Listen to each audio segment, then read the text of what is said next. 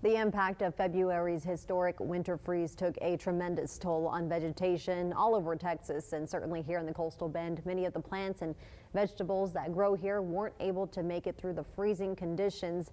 That includes many of the items grown in the community garden at the Antonio E. Garcia Arts and Education Center.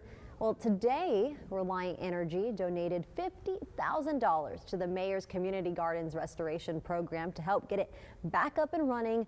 The goal of the garden is to provide fresh produce and educate everyone on the importance of food sources and various life skills.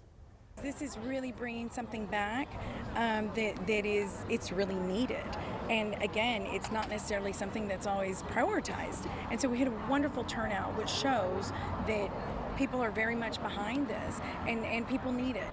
The community garden is always looking for donations of seeds, compost, and garden equipment throughout the year. They also need volunteers. Anyone wanting to help out can call 361-825-3600 to set up a day to get out there and get involved.